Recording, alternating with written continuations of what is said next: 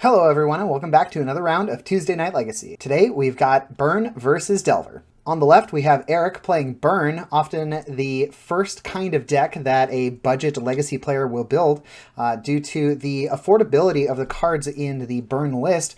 Lets people get into Legacy at, not having to spend $3,000 on a deck. This deck is, of course, just like any other Burn deck in any other format. It loves to play cheap, effective creatures that can attack with haste, like Goblin Guide or the Monastery Swiftspear, being able to attack as soon as they come to play. The Swiftspear having prowess, which doubly benefits from the rest of the deck's plan, which is play a spell that costs 1 red mana and deals 3 damage to your opponent's face. That comes in the form of Lightning Bolt, Lava Spike, Chain Lightning, and Rift Bolt, and Skewer the Critics. The only other cards in the deck are a couple of Light Up the Stage, which isn't always the... it's kind of a flex slot for this one, trying to give the deck a little bit of draw, being able to pay 1 basically and draw 2 cards, hopefully 2 more burn spells. And then finally, the 2 other cards of the deck are Price of Progress, potentially the best card. Well, in a top position for best card in the deck, this just absolutely destroys all of these greedy mana bases in Legacy with all of these dual lands. So if there's a deck out there that just only runs dual lands, Price of Progress could kill them for 2 mana. And then, of course, Eidolon of the Great Revel, one of the best staying cards in the deck. Dealing 2 damage to a player whenever something is converted mana cost 3 or less, and pretty much 95% of all spells in Legacy are 3 or less, so very good card to have down on the table. Oh, and if it wasn't clear, Burn's objective is basically playing like a combo deck, get your opponent to 0 as fast as possible, often done by turn 3 to 5 at the latest. On the other side of the board, we have a returning, but different player, Blue Red Delver. So we talked about this last video.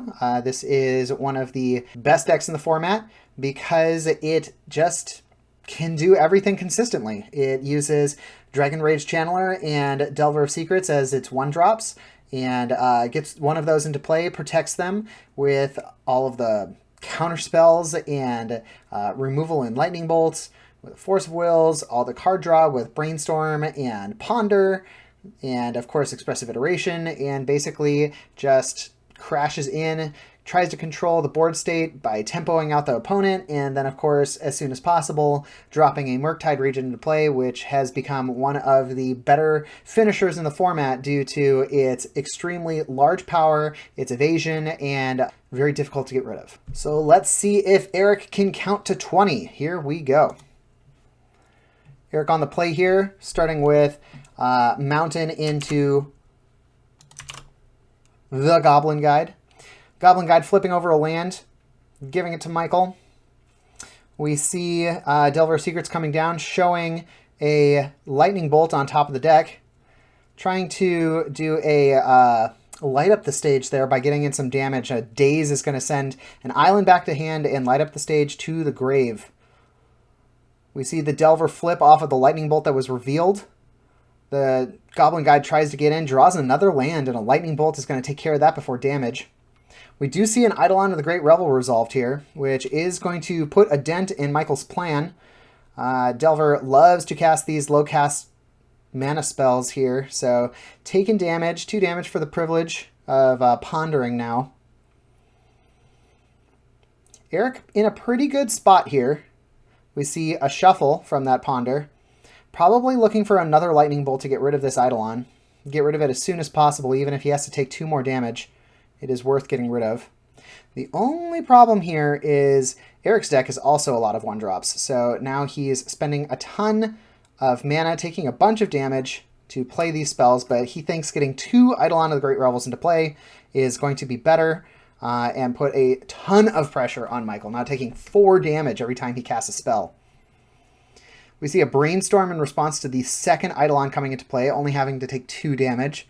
So Michael is down to 9. And I think I think we're waiting for Michael to pass priority. Oh, Eric had maybe something else to do, but decided to... Oh, he was deciding whether or not to attack because he knew that Michael would trade this Delver in an instant to get one of those Eidolons off the board. So instead, he passes turn. Michael trying to decide what he's going to do here. He's got 4 in the grave, 2 lands. There's a Wasteland, 3 mana. And that is going to be the Murktide Regent for a total of 4 mana, or 7 mana. 4 cards from the grave, 3 from the land, and with most of those being sorcerers in instants, he still gets to play it as a 7/7. 7 mana is definitely more than 3, so we are in a bind here. Eric trying to decide what he's going to do. Decides maybe it's better just to take the single crack from the Murktide Regent, see if he can attack in, get Michael to trade some Eidolons, and then try and burn him out. So 7 coming across the board. Eric already down to 6. Turns Eidolon sideways. Decides to trade with 1. Does a light up the stage. Trying to draw into some answers here. Reveals 2 lands. Pretty tough. Does get to cantrip. That was the one of Sunbaked Canyon. Goes for a... the Flame Rift, or not a Flame Rift, was a Lava Spike, but a Lightning Bolt in response brings Eric down to 0 before he had the opportunity to Fire Blast him, because the Fire Blast wasn't going to kill him since the Lava Spike had not resolved yet. So we're on to game 3, or game 2. So we see... Looks like there was a Goblin Guide. It got countered with a Force of Will. Then a Dragon's Rage Channeler came down. A Chain Lightning to deal 3 damage to the face. Reveal a Light Up the Stage that has a Rift Bolt and a Mountain. So didn't get the DRC off the board. Wanted to go for the Light Up the Stage instead, since you can't actually cast it for 1 if you don't deal damage to your opponent. It's the clause text of Spectacle. See the Brainstorm fully resolved here. Doing the land drop. Scalding Tarn gets a Volcanic Island. Maybe a Delver of Secrets. Another Dragon's Rage Channeler. Quite a good card. We see a Mishra's Bauble, double Surveil trigger. Decides to bin a 3rd Dragon's Rage Channeler. Likes the card that's on top. Decides to draw it at the beginning of Eric's next turn. So now we have this Rift Bolt being cast. Yep, 3 mana. So I have to shut down that engine just a little bit, although Michael has enough of a graveyard already. I think he can cast the big boy. There it is, the Murktide Regent. 1, 2, 3, 4, 5... Oh, I guess he didn't have a ton of instants and sorcery, so it just comes down as a 5/5. Only a 5/5 for 2 mana. We see a Lightning Bolt and another Light Up the Stage. That's going to get a Skewer the Critics, which is just another 3 damage. And a Pyrostatic Pillar.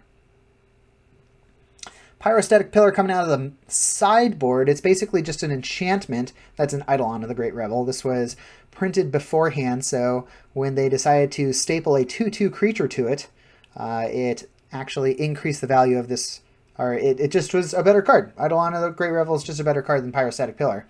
But if you have 8 effects of that in your deck, it's better than 4.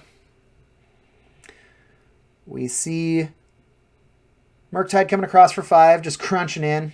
Basically 2 more turns on the clock here for Eric. And a Delver of Secrets. Eric looking at his hand. And just a bunch of mana. And that's going to do it.